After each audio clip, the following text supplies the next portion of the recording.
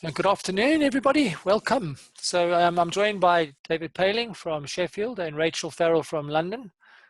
Rachel is an MS expert in the sense that she looks after people with more advanced disease. She's a spasticity expert, so she's on the panel because of her expertise with more advanced disease. And David's on the panel because he does a lot of disease-modifying treatment.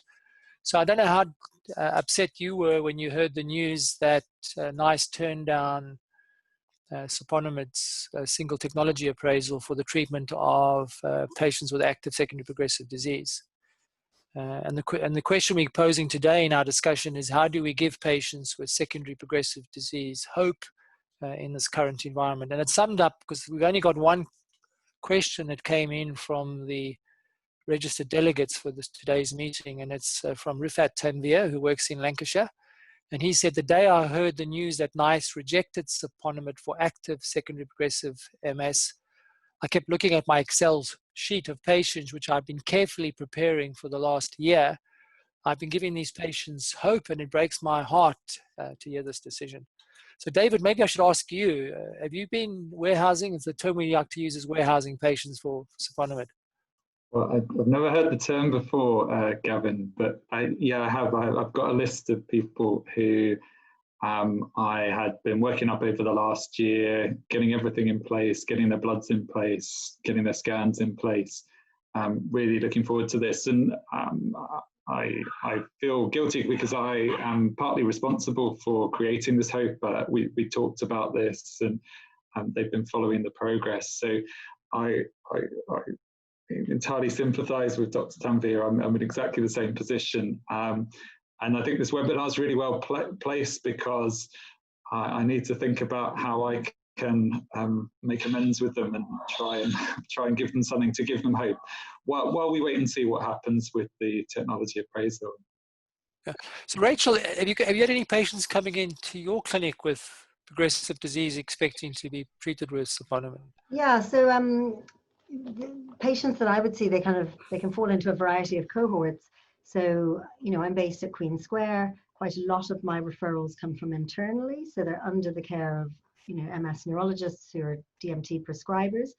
But I get a large number of people who are from other centers, and particularly people who they may be under a local neurologist, but not an MS specialist. And many, particularly not being on DMT anymore, or not having been on DMT, at all, or having discontinued, have frequently been discharged back to the care of an MS nurse, and that can be a bit patchy.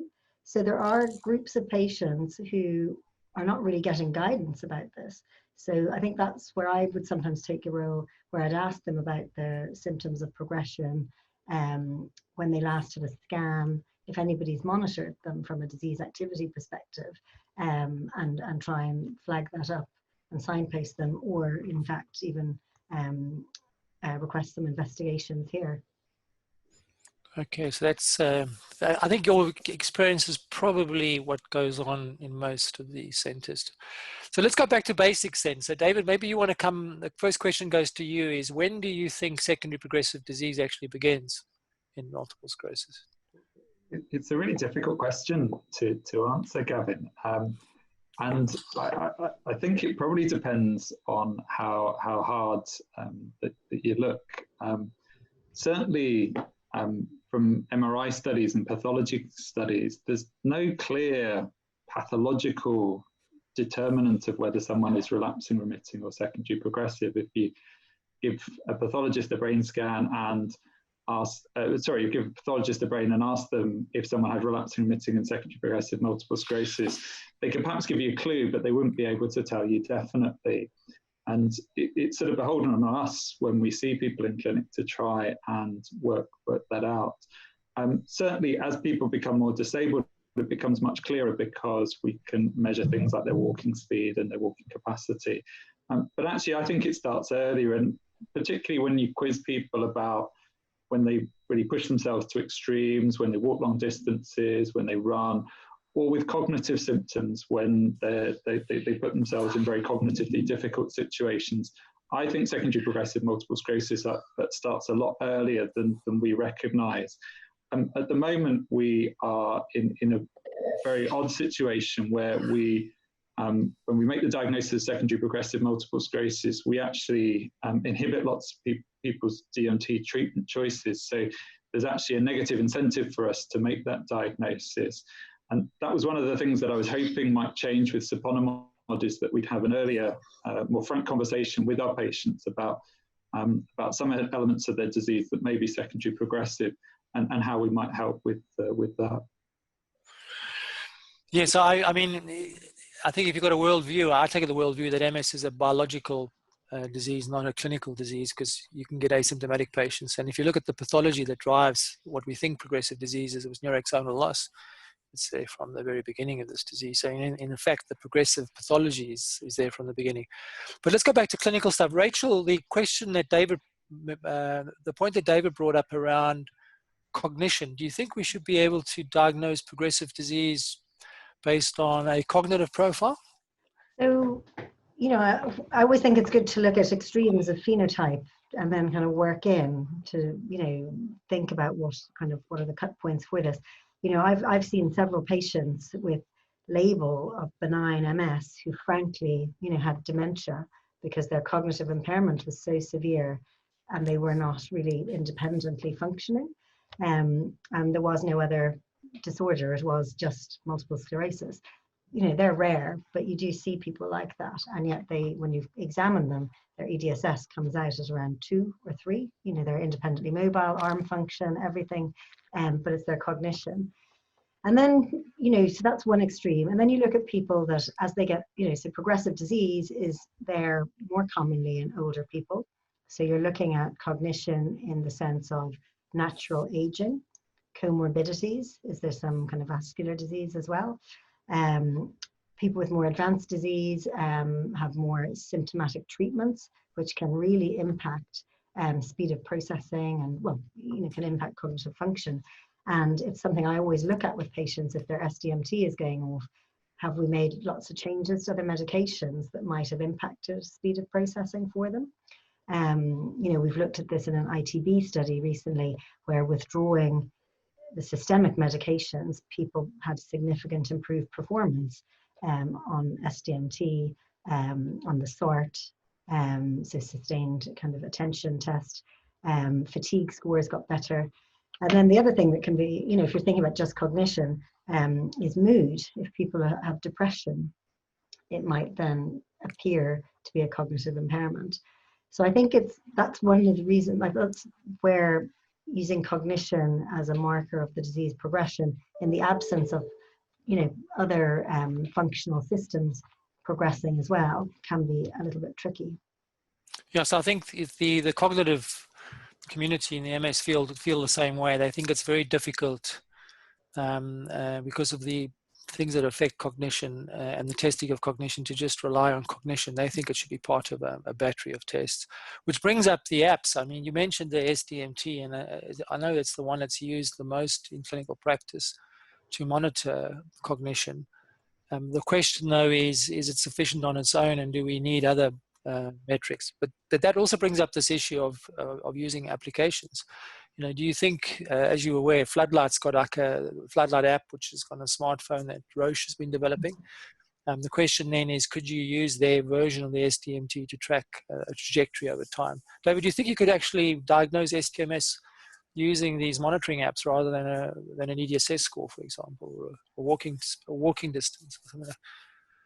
Yes, I think that you could, probably not in isolation. So you'd want to cross-correlate that with what the patient is telling you about their symptoms, and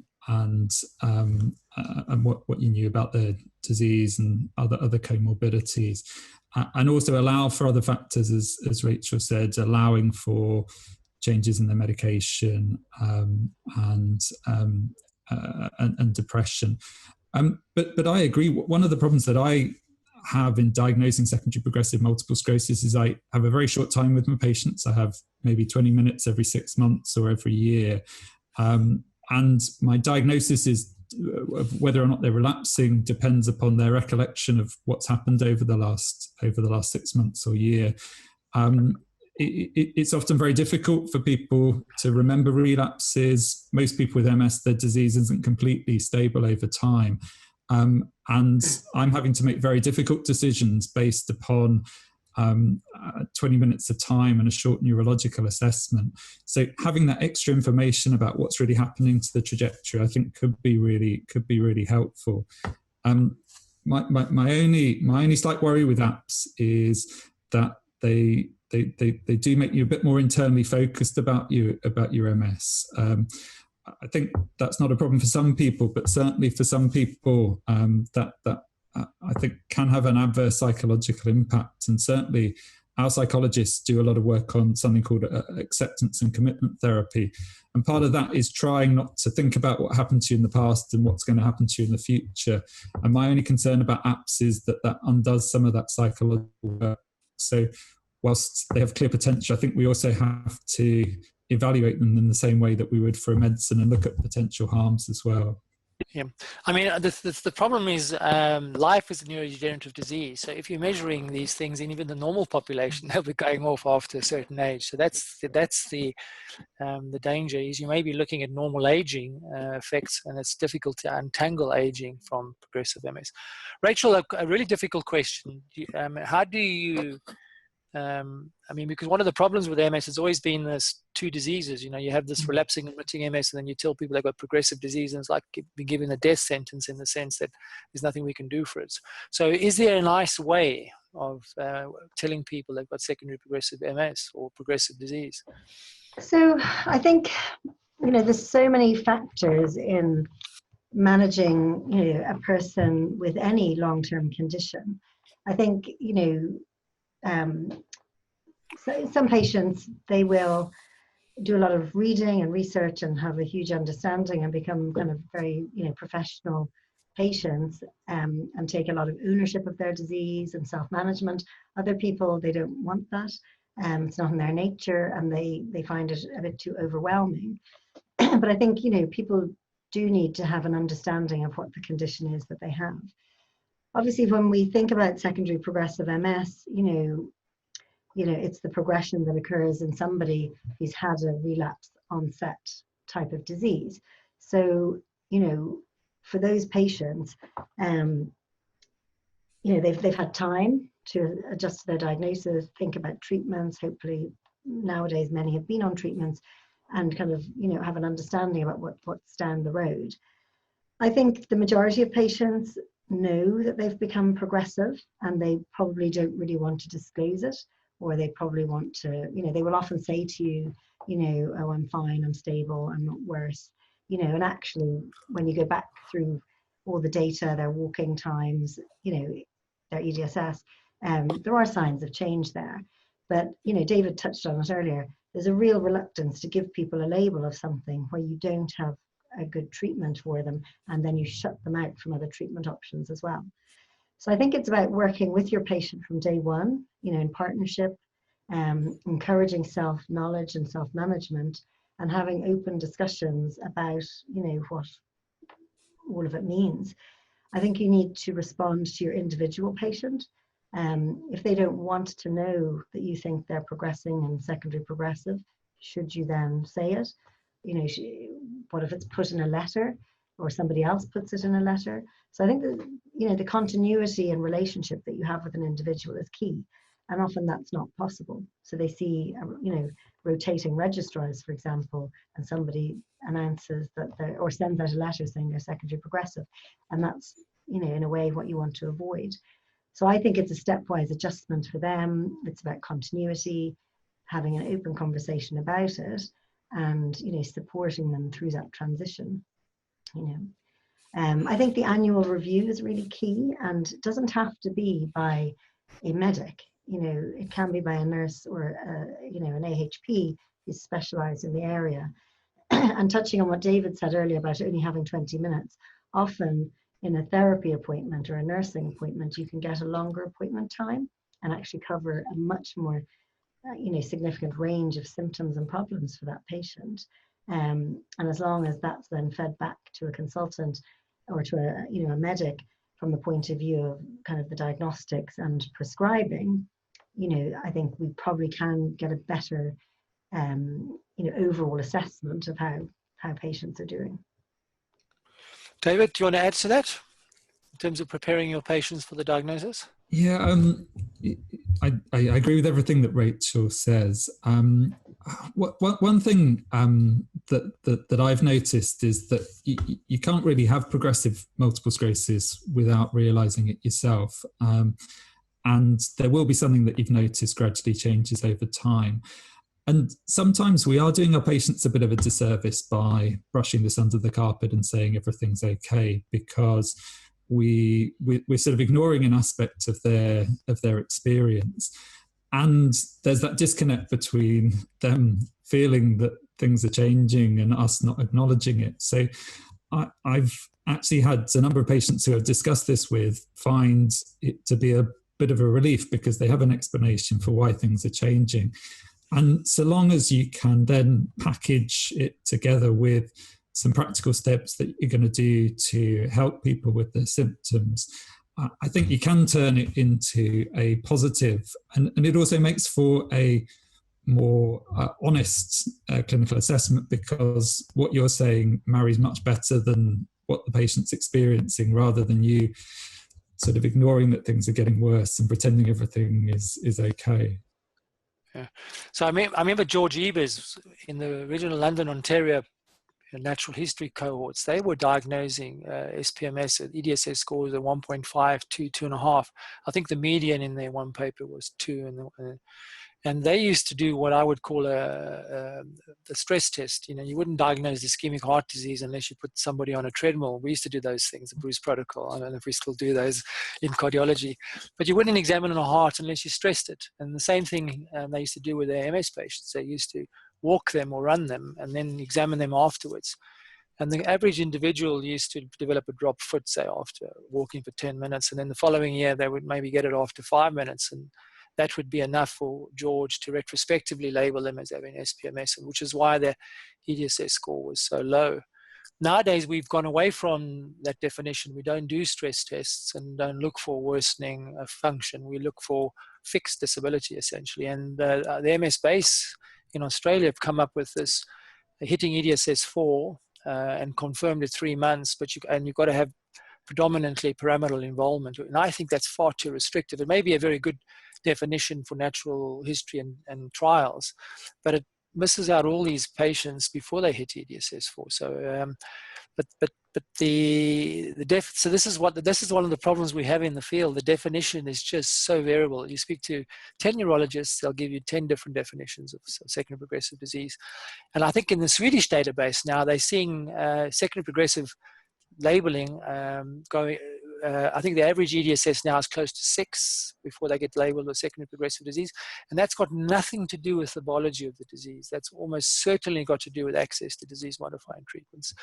And that's why Ray Dorsey-Campbell, the pharmacist from Imperial's, asked a very insightful question, is that as soon as you label somebody with secondary progressive disease, they should come off their treatment. And most of the patients with SPMS are on DMTs. Now, would you agree with that, David? Yes, I would agree with that. And I mean, I think what it shows, Gavin, all this discrepancy between different centres, it shows that it's not a very useful concept for us, that we can't agree as a community what we should be doing. So it shows just what a hard concept it is. I agree with Rachel. I think most people are on disease-modifying therapies. And the other thing that often gets missed is that even if you're a very skilled neurologist, it can be very difficult to work out. I mean, the idea of working out whether someone's relapsing or remitting is to work out the predominant pathology and then tailor your treatment to that pathology. It can genuinely be very difficult to work it out. And if you say someone's secondary progressive MS and they were relapsing and you withdraw their treatment and they have relapses, you can do a real harm. Whereas if you get things wrong the other way around, if you give someone with secondary progressive MS a treatment, we know from studies that it won't do them any good, but neither does it do them any harm. So when we're in clinic, we're always trying to do no harm for our patients. And I think that's why we see this disconnect, because we're doing our very best using a very poor metric to try and work out what's going on. and we don't want to make mistakes that really harm our patients. Yeah, so I mean, so that it brings up what is the definition of what is active secondary progressive disease. So if you look, and most people now are influenced by the Lublin classification system, which states that somebody with active secondary progressive disease has to have superimposed relapses on this progressive course, which is at least 6 or 12 months, or focal MRI activity. But the paper doesn't actually define the time period when you should have increased lesion load or gait enhancing. I suppose a gait enhancing lesion is active when you do the scan. So Rachel, this is a really important, what would your time, in clinical practice, what would your time window be for assessing activity in terms of defining MSB as being active? I think,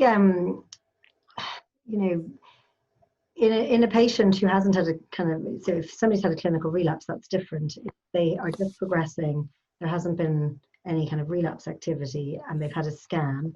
Many of these patients, depending on which unit they've been attending, many of these patients not on DMTs,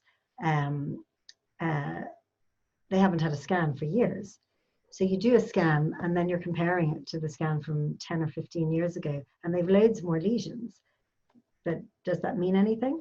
So then I'll often, depending on the patient, I would wait between 6 to 12 months and repeat their scan if they're progressing slowly and without relapses. If they're changing more rapidly, I would do the follow-up scan, within the 6-month interval.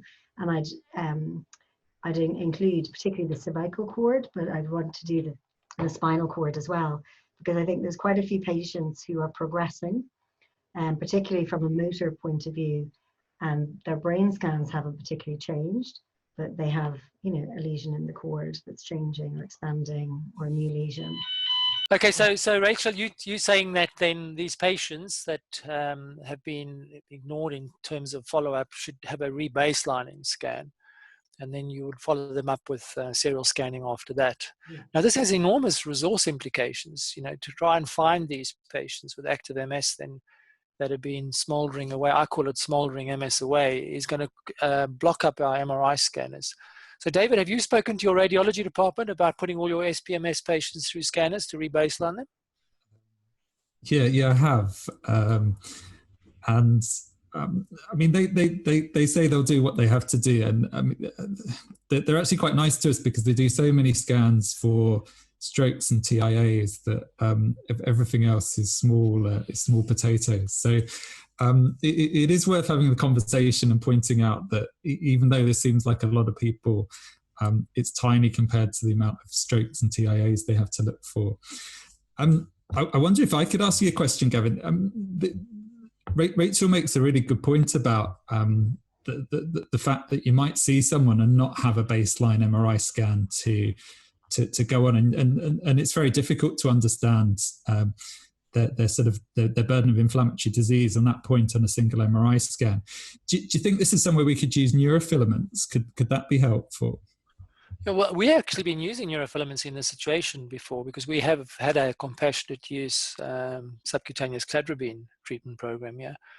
And, we've always had to have equipoise in saying cladribine is an anti-inflammatory. So what evidence is there of inflammation? So obviously if you've got relapses or gait enhancing or new T2 lesions on a interval scan, this patient's got active disease. But a lot of patients who've been referred to us, we've been offering them a lumbar puncture because the assay is validated in the CSF, and a raised neurofilament level for their age has been interpreted as activity. Because I think the data supports raised neurofilament levels as being an inflammatory marker more so than a degenerative marker. So yes, we have been using neurofilament levels, and it may become more relevant now, in the current environment where it's difficult to get people routinely scanned. Maybe a raised neurofilament level will be, but unfortunately it wasn't part of the trial design, and it didn't get put into the label, and there's no way NICE will accept raised neurofilament levels as an activity marker at this point in time.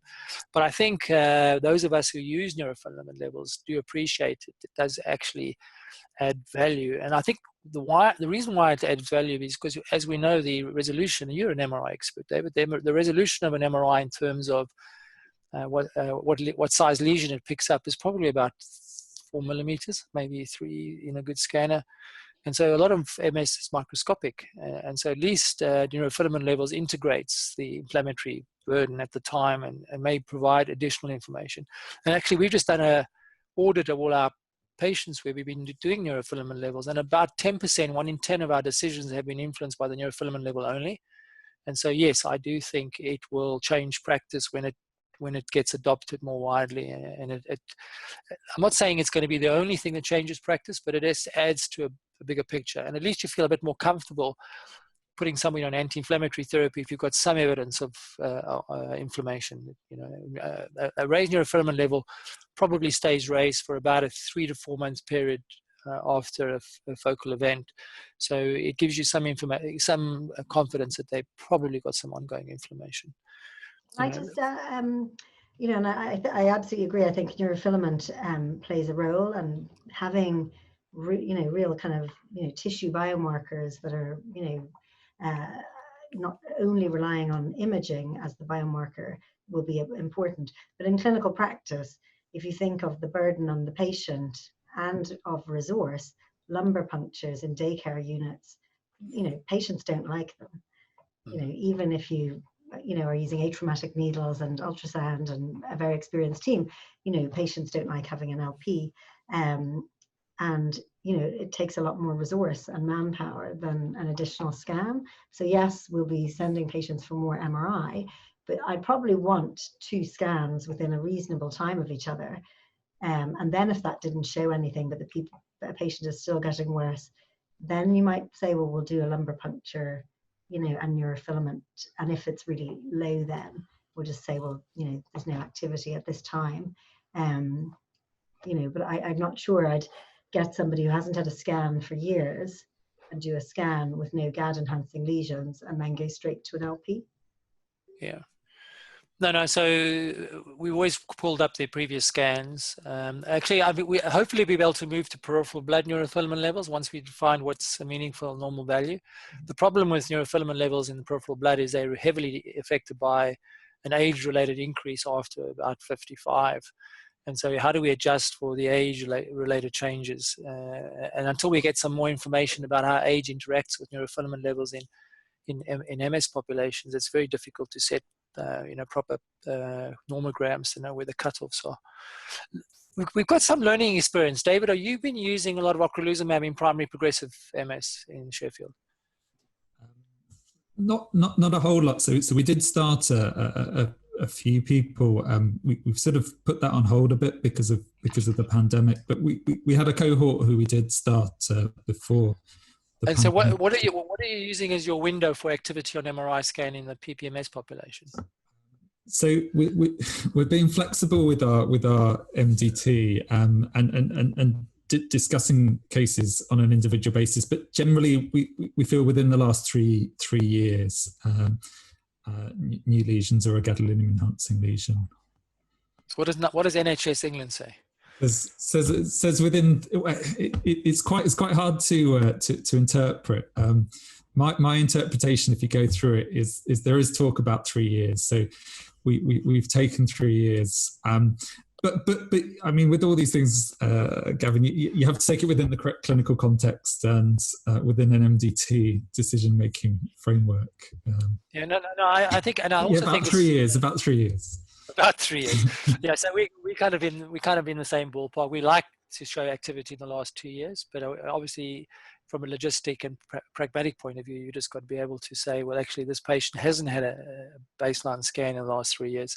They're clearly progressing, they're young, they've got activity, and we would give them the benefit of the doubt. So I think the experience we've had with ocrelizumab in primary progressive disease is kind of what we were expecting to happen in the PPMS space, except I personally think the majority of our patients that are going to be eligible or who may benefit are going to be on existing DMT. So this is now the $1 million question. Rachel, some medical ethics. Do you think it's ethical to stop somebody on an existing DMT and wait for them to relapse or develop MRI activity to show they've got active disease before starting them on a therapy? So the question then is, do we treat people that are getting worse without relapses, and they need in terms of relapse and MRI, do we treat them as being active MS because they're on a DMT, or do we have to stop it and wait for them to relapse before we start, say, a drug license for secondary progressive disease like Siponimod? It's incredibly difficult, and I know obviously what the guidelines say and what treatment cessation criteria.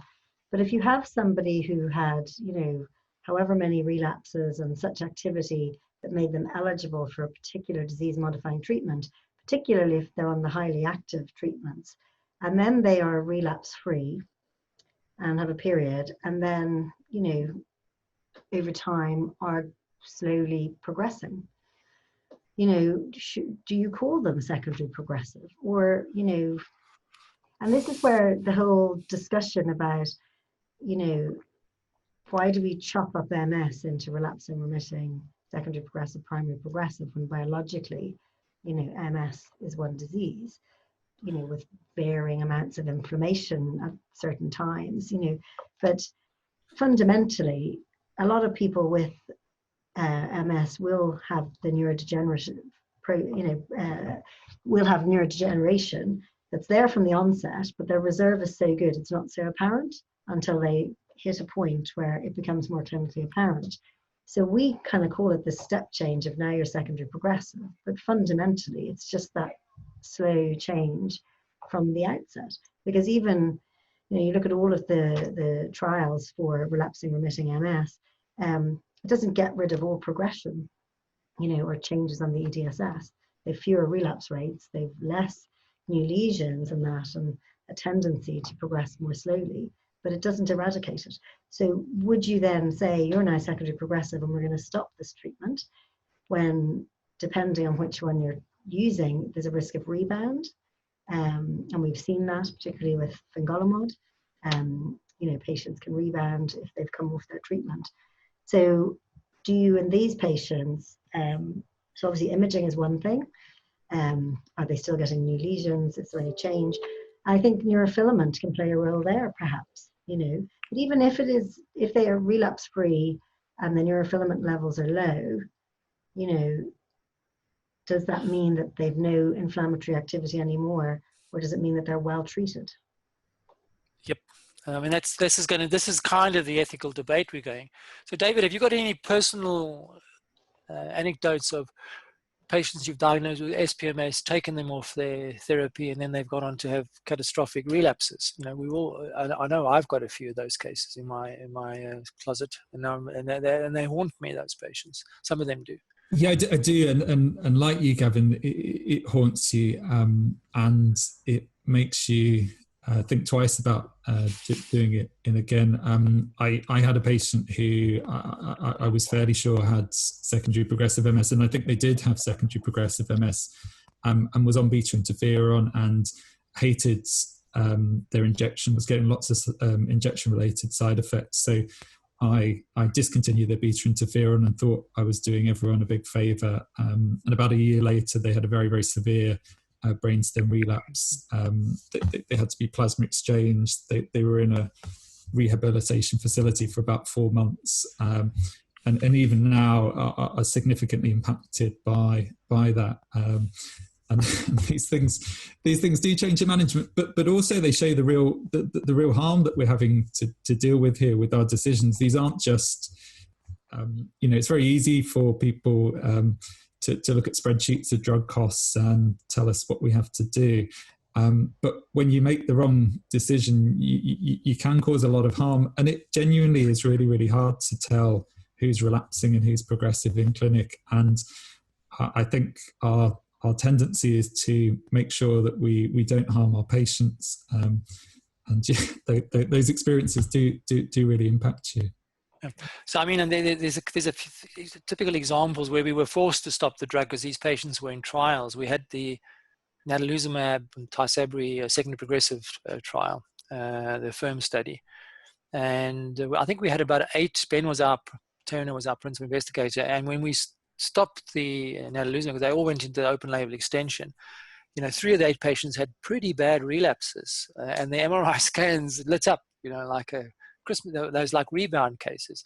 And so I feel extremely uncomfortable stopping natalizumab or the anti-trafficking agents in people with, labeled as progressive disease because of the risk of rebound. And Klaus Schmierer in our center, this is now primary progressive. We had a patient in the fingolimod primary progressive trial, and she actually got a lot worse and has actually ended up in a wheelchair. But she, on stopping her fingolimod, also lit up and had a bad brainstem attack and ended up with an EDSS of 8.5. And Klaus has written her up as an example of the dangers of stopping DMTs, even in these more advanced patients. So this is always a real worry. But according to NHS, or according to NICE, these patients shouldn't be on treatment. None of our patients with secondary progressive disease should be on treatment. They all should be on interferon beta. That's the next question. Do you think you should switch all your SPMS patients onto interferon beta? And I think it's actually interferon beta 1B that's licensed for secondary progressive disease. Yeah, it has to be active, though, doesn't it? I think they still need activity, don't they? So it's the same decision making. You've got to wait for them to become active before you start interferon. Okay. And it's supposed to determine that the relapses are the major cause of their increase in disability, which is a rather difficult thing to do. I think there's only 75 people in the UK who fulfill that category. Okay, so I think what's this discussion is highlighting is the real disconnect between what's in the labels and what the payers interpret from the labels of how we're using these therapies in clinical practice, and it's really it's really difficult. Okay, giving patients hope then. Okay, so now you've got this dilemma. Your patients are telling you, I've got progressive disease, and you ignore it, or do you say to them, okay, you've got secondary progressive disease, but there's hope? Are you telling them that there's hope, David? Because I think based on the Lublin classification, it's a one-way street. SPMS is an irreversible state. You can't go backwards. And so once you've given somebody that label in the notes, according to Lublin et al., you can't undo the diagnosis of SPMS. It's a one-way street. First of all, do you agree with that? And if not, then how do you give patients hope? So yeah, so I tell people that isn't true. Every time I'll see you, we'll go over things and we'll see what we think's gone on over the last year. And I'll tell people that, in my experience, that isn't true. I also tell people that progressive MS, we call things progressive MS looking backwards. So I'm saying this based on the fact that you've told me over the last year that your walking has worsened by this amount. So I'm making the diagnosis backwards, but I'm not predicting what would happen. And I tell people, and this is true, that I've had people where I've diagnosed them progressive MS and they've come back a year later and they're exactly the same. So I give people hope in that way. I also think something on one of the other webinars that you did, Gavin, that Anna Williams said, is that she said, when you see someone with MS, there's always something you can do. It's always something that you can do to make their life better. And I agree with that. And I think it is important that we also consider holistic management of patients, and we think about things that we can do. On diagnosing someone with secondary progressive multiple sclerosis, often people have had a period of physiotherapy in the past, but they have been discharged. And I say to them that we can ask the physiotherapist to see you again because things have changed. We can ask other allied health professionals. We can look at your symptoms. We can look at other things like ankle-foot orthosis. We can look to help with your bowel and bladder symptoms. So there's always things that we can do to make your life better. And actually, as paradoxical as it may seem, having a diagnosis of progressive MS does help with that because something has changed, and we can reinstitute all that support that you were having before. So do you think Siponimod is a game changer then in terms of the management of SPMS, secondary progressive disease? I'm not sure it's a game changer, but it's certainly a welcome evolution in what we have. On one hand, it's incredible, isn't it, that there's been 2 decades of trials into progressive multiple sclerosis and you'll know the figures, but hundreds of millions of pounds spent on trying to find a disease-modifying therapy for secondary progressive MS. And then all of a sudden there is one. And moreover, it's not just a treatment for secondary progressive multiple sclerosis. It also has effects upon the inflammatory component of multiple sclerosis. So it covers this transition period that we find so difficult, where we can't tell what proportion of the disease is inflammatory, what proportion is neurodegenerative.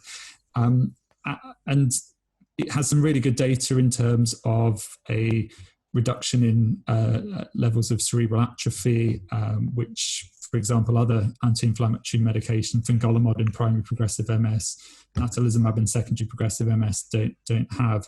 And some really important data in cognition, particularly in cognitive improvement, that I thought was that was presented at the EA and that I thought was really really compelling. That being said, it's not perfect, and I sort of worked out from the 6-month disability figures that you confirmed disability figures that you probably have to treat around 20 people for 2 years to stop one person having a confirmed disability progression for 6 months. That's great in that you can prevent these things, but it isn't perfect, and I think it's a stepping stone, hopefully, to even more effective treatments for people with progressive MS. So, I mean, one of the things is this question is Siponimod different to fingolimod? So, Rachel, you probably, I don't know if you participated in the primary progressive fingolimod trial, but fingolimod didn't work in primary progressive disease. So, do you think there's a difference between S1P modulators in primary progressive MS versus Siponimod in secondary progressive disease? I think, like what we know from post-mortem studies, for example, is that people with secondary progressive MS tend to have more inflammation than people with primary progressive. I know, again, it's the labels. So, is that the reason that, so obviously, is that one of the reasons that Siponimod had a better chance of success? I think also there's been a lot of learning about what patients should go into these trials.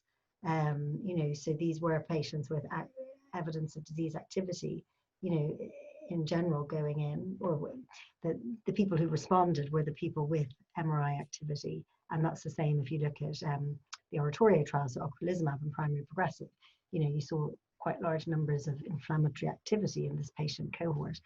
So I'm not convinced that Siponimod is particularly different to, there are some areas obviously of difference, and even from the cardiac point of view and what it does, but I wouldn't really say that fundamentally it behaves in a different way to primary progressive. I think there's other factors that would make it more likely to succeed, and also the trial design and patient selection. Like the people with SPMS in the EXPAND trial had to have it for less than 4 years. So these were, early transition from, the relapsing phase into secondary progression. And I think, talk about game changers and that, if you look at the window that Siponimod can be used for, the largest demand for treatment in the secondary progressive MS cohort are the people not on disease modifying treatments, many of whom have never been on disease modifying treatments, have been progressive for longer than this period of time, and seem to be progressing without overt disease activity or inflammatory activity, so they're not going to be eligible. So when we talk about hope for people with SPMS, I think the ones who are going to be eligible for Siponimod, are the few compared to the many. Whether that changes by diagnosing SPMS earlier and taking people off the relapsing remitting treatments and moving them, and as we've discussed, that's a huge ethical question as to what would be in the best interest of the patient. So for me, I think, as David said, this is like a first step. It's great. It's, the first positive trial and licensed drug for SPMS, but I don't think it's the game changer that the majority of patients out there need and hope for.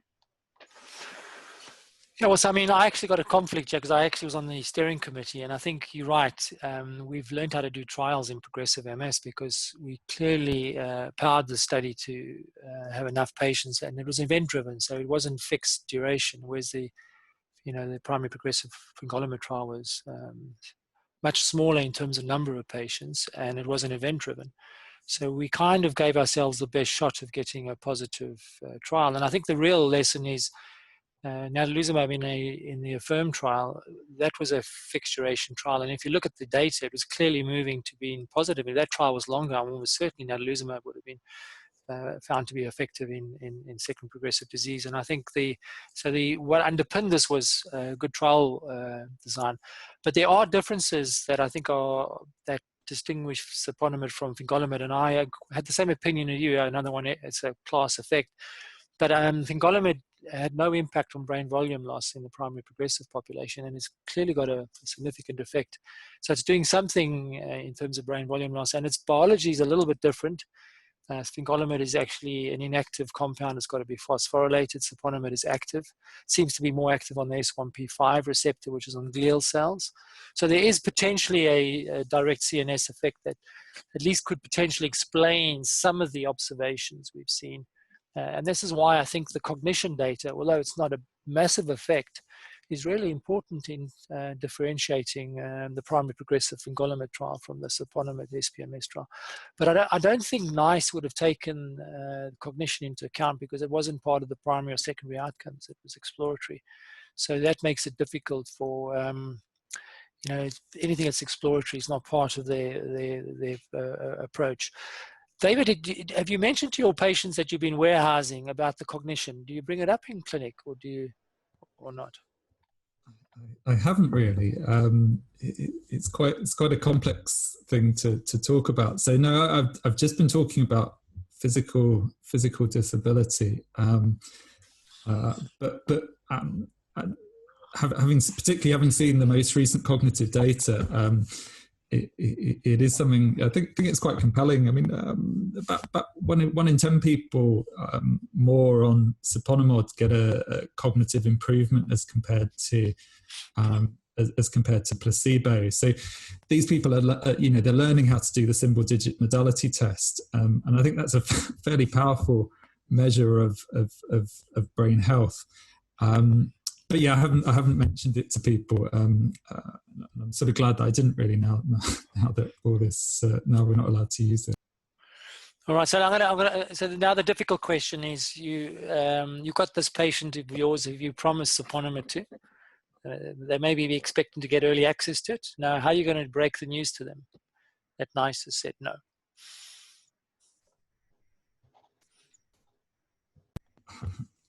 It's a difficult question. I'm putting you on the spot. It's a very difficult question. So I'll apologise for bringing up their hopes. I'll point out that it isn't perfect. That has a fairly small effect upon progression, and I'll say to apologise for raising your hopes. I'll look to see what I can do with other things, and there are other things that we can do to help people's MS. I mean, some of them are quite simple, like stopping smoking. I'll review their medications, make sure both that I'm maximally treating their symptoms, and I'm not giving them medication like oxybutynin or high doses of pregabalin that's impairing their cognitive performance. I'll see what I can do about their cognition. If their cognition is troubling them, I will direct them to resources to help their cognition or get a neuropsychology review. I'll ask the physiotherapist to see them if that's relevant. I'll do what I can to sort out their bladder and bowel symptoms. So I'll try and make it up to them. I'll make it up to them. And so I'll never get reading them. This is why I personally think these things are game changers, because they change the way we manage MS or a stage of MS. And there was a wonderful article in the New England Journal of Medicine when it had its 150th anniversary, and they were highlighting articles to celebrate innovation in healthcare. And they used survival from myocardial infarction as an example. So back in the 1940s, early 50s, when the pandemic of myocardial infarctions started all over the world, mortality was like 40+%. And then what they showed is this curve with every innovation showing an improvement in outcome. And actually the one that did the biggest was actually creating intensive care units, or high dependency units for myocardial infarction. But every little innovation brought a tiny little improvement, like maybe 2 or 3%, and it's got down to mortality now from acute myocardial infarction by the time this is not including out of hospital deaths, this is in hospital mortality, is now around about 0.5 or 0.3%, and it's hard to actually point out, apart from the intensive care units, which one is the best. It's the additive effects of all these things. So in secondary progressive disease, we know there's an inflammatory component, and not to have an inflammatory base to the treatment of this disease disadvantages these patients in terms of anything we add on top of that in the future. So I actually think we need to make the scientific argument that this is maybe not a game changer in the sense that it's going to make people walk again, but we have to have the base of the pyramid to build on top of, and so that's why I think we have, as a community, an obligation to at least make the case for our patients to start the pyramid off and get the first disease-modifying treatment out there. So, Rachel, do you think we as advocates for our patients should do something about this, or should we just passively say, "Oh, nice, it's made the right decision," and just? So I see. So Rachel has put up a question, and I was going to allude to that. So the public consultation to the draft NICE guidelines is still open, both for individuals or groups to respond to it, to challenge the decisions that they've made.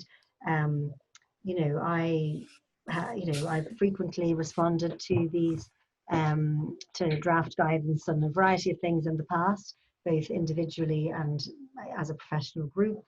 I encourage patients to as well, to be honest, to respond and give their personal experience of their condition and what this draft guidance means for them.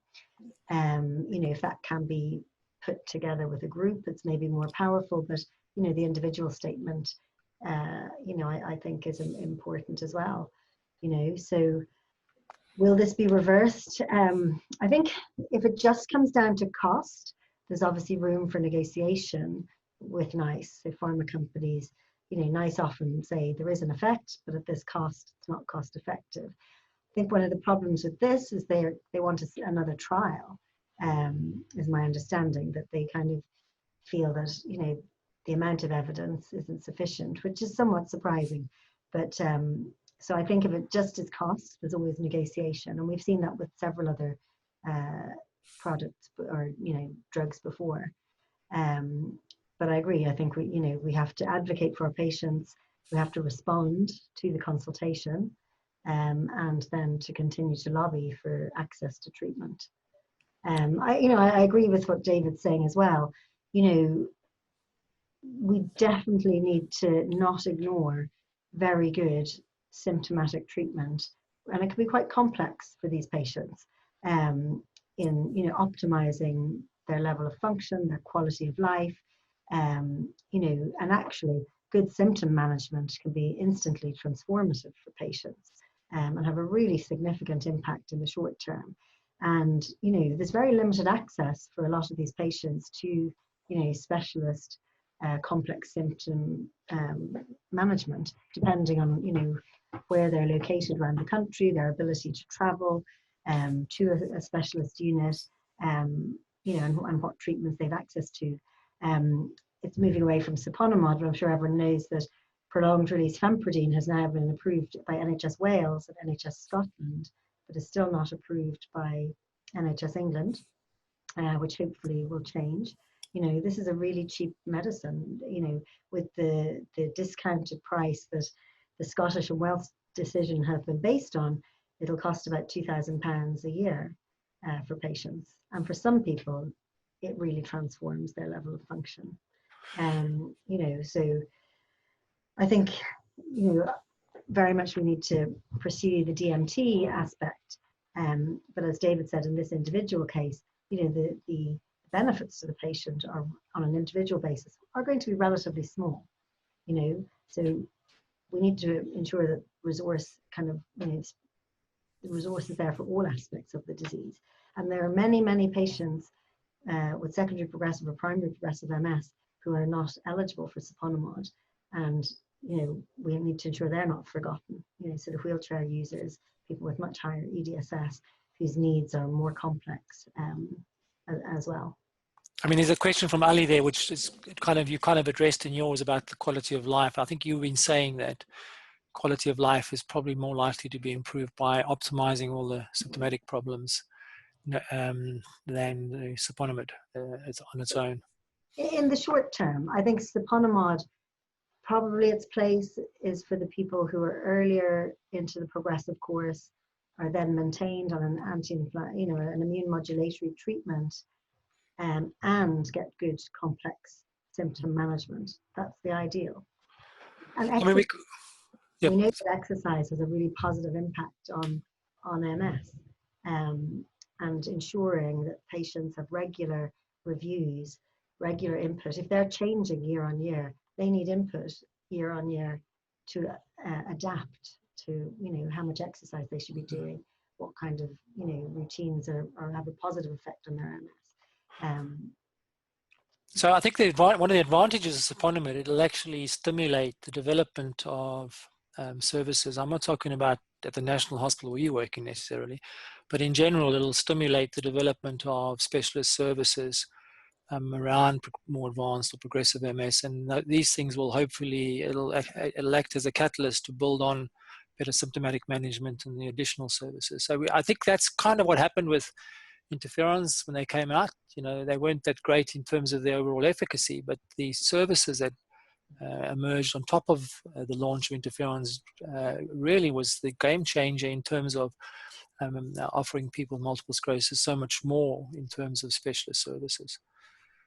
David, there's a question there from Kate Golding about acetylcholinesterase inhibitors for cognition. Are you using donepezil in any of your patients? There was a sort of a phase, or a rage for doing this a little while back. There are trials indicating that it doesn't help. So in pure MS-related cognitive impairment, no. There are people who have comorbid Alzheimer's disease. I have a few patients and they've responded really well to donepezil, and people also with Lewy body disease, comorbid, but not for pure MS-related cognitive impairment. So just to say to Kate, I've actually been using a bit of memantine in some people with oscillopsia, and I've had a few anecdotal responses, and that's based on small case series suggesting that it may help oscillopsia. So that's another Alzheimer's drug working in a different way though. All right, so I think we're getting close to the end of time. I think Rachel made the point about us acting as advocates for our patients and appealing, or at least putting in a comment to NICE, and I think we should think about doing that. David, do you think we should, as a community of MS healthcare professionals, put in something in response to NICE's rejection of this? Yeah, absolutely. And you've shared some of the, so there's been about 33 responses to a survey that was sent around. And that's very supportive of lots of the points that Gavin has been making today. So I'd urge anyone listening who hasn't had a chance to fill in that questionnaire to do so. And the more people we have, the stronger response that we can produce to NICE, reflecting the opinion of the MS community. And I think this would be a really positive thing that the MS Academy could do. So please, if you haven't done it yet, please fill in Gavin's form, and we'd be happy to respond to NICE with everyone's opinions. I think some of the assumptions that the SDA was based on doesn't reflect clinical practice, and I think we need to define that and that's what the survey is about, so we can go back to them and say, you know, this is not the way SPMS has been managed in the clinic.